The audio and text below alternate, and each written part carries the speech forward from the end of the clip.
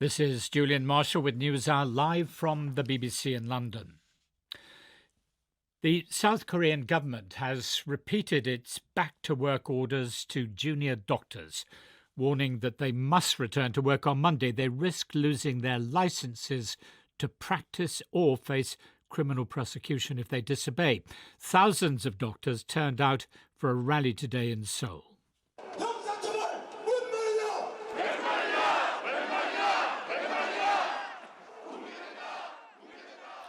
They're protesting the government's plans to sharply increase the number of medical school places. I've been speaking to Shin Hyun-young. She's a South Korean doctor specialising in family medicine and currently sits in the National Assembly for the opposition Democratic Party.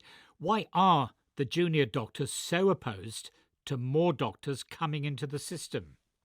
There is indeed a shortage of doctors in Korea in essential services. Doctors like surgeons, pediatricians, and obstetricians are burdened with heavy workloads. The trainee doctors' primary concern is that the government should prioritize addressing this issue of pay and workload faced by doctors providing essential services. They argue that simply adding more doctors will not effectively tackle the disproportionate concentration of doctors in more lucrative medical fields, such as dermatology and plastic surgery.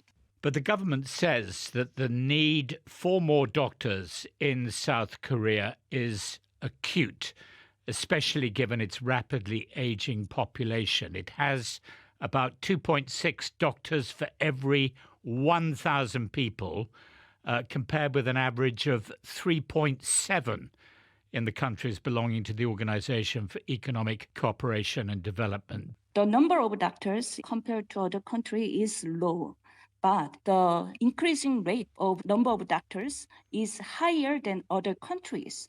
So we need to see many indexes to understand the Korean situation. Aging population is growing.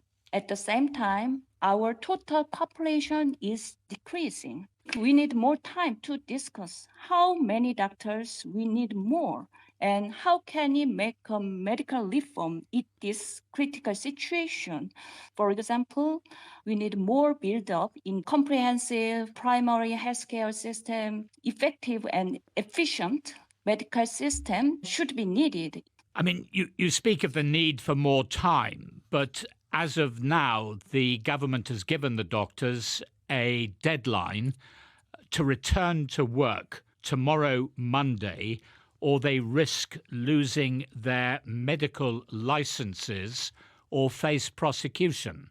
Yeah, so the situation is very severe.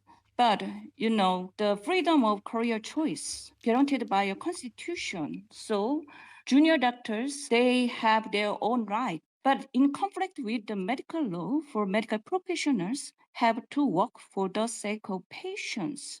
I believe that the government is taking an excessive approach by using its power to oppress medical professionals. I think that such an approach will not resolve the current medical crisis. You've spoken of mediation. How can you bring the two sides closer together? What is your plan? I proposed a great compromise in healthcare system reforms. It is crucial not to use the quota issue for the political gains ahead of general election. The focus should be on the reaching agreements regarding a reasonable increase in the quota size, expanding support for doctors engaged in essential services.